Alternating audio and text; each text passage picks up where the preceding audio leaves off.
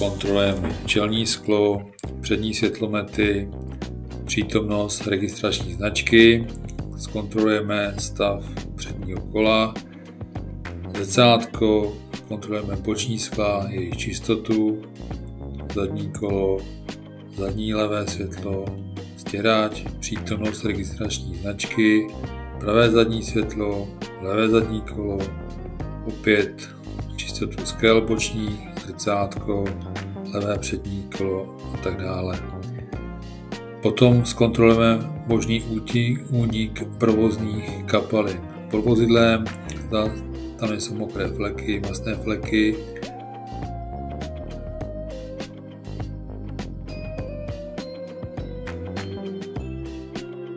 Páka pro otevření kapoty se nachází vlevo dole u řidiče. Zatáhneme zapáku směrem k sobě a otevřeme kapotu. Strčíme ruku do pravé strany, odjistíme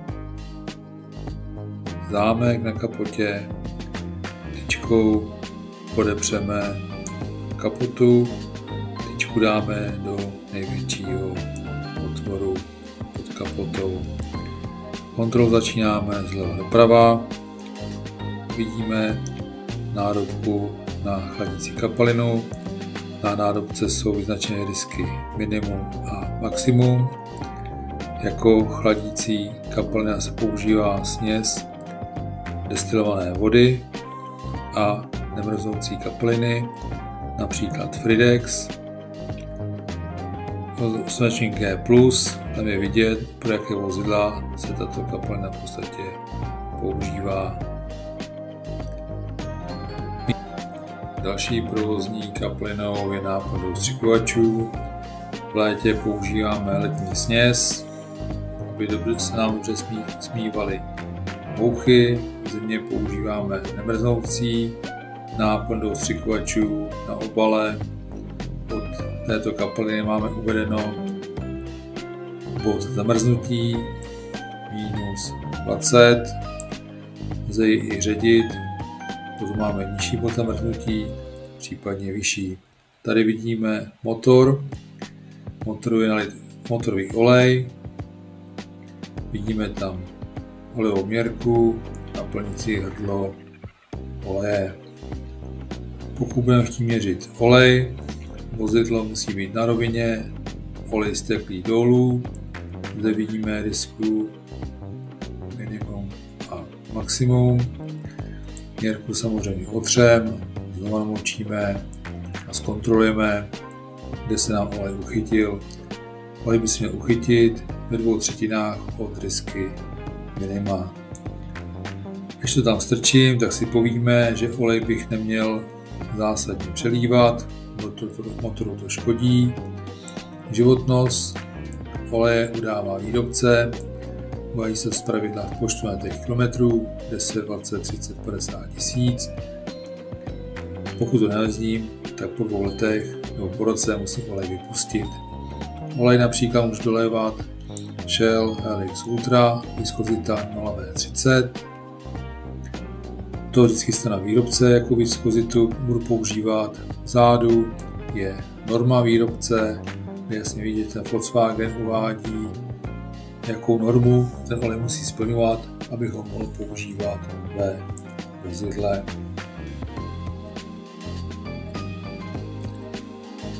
Potom zde máme nádobku na brzou kapalinu. Dolívám kapalinu s označením DOT 4. Na boku nádobky je opět diska minimum a maximum. Kapalina zpravidla nemůže ubývat, potom by vozidlo nebrzdilo. Pokud kapalina ubývá, znamená to, že se nám upotřebily brzdové destičky a kapalina se přemístila k brzdám. Opět, pokud chci doplňovat brzdou kapalinu, zpravidla nedoplňuji, pouze se mění. Zase kapalina musí mít označení DOT 4, abych mohl doplňovat. Kontrola akumulátorů. Akumulátor je záložní zdroj elektrické energie. Auto během jízdy si vyrábí elektřinu samo alternátorem, který nám akumulátor během jízdy dobíjí.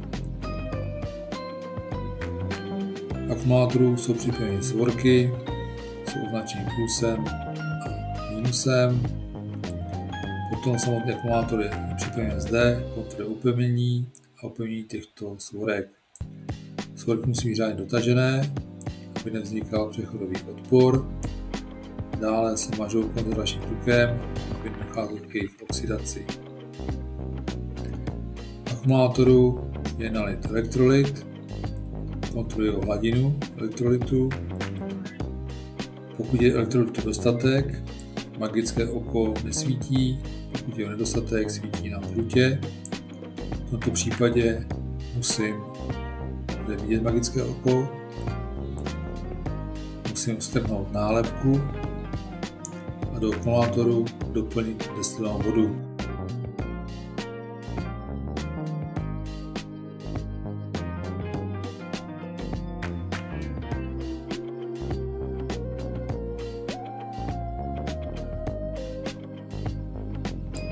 Kontrola čelního skla a předního osvětlení.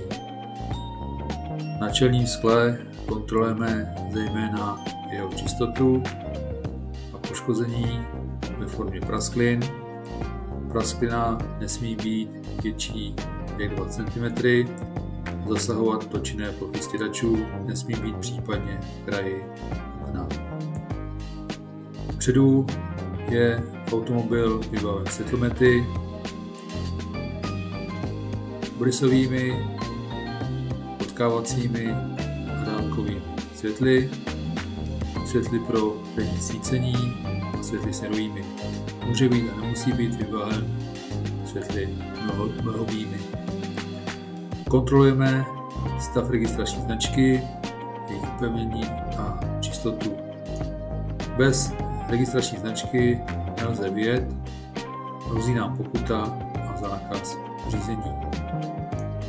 Na zadní registrační značce si můžeme zkontrolovat, zda vozidlo má platnou technickou prohlídku, zda je technicky způsobilé k provozu na pozemních komunikacích. Vidíme nálepku, kterou vylepil technik na technické kontrole.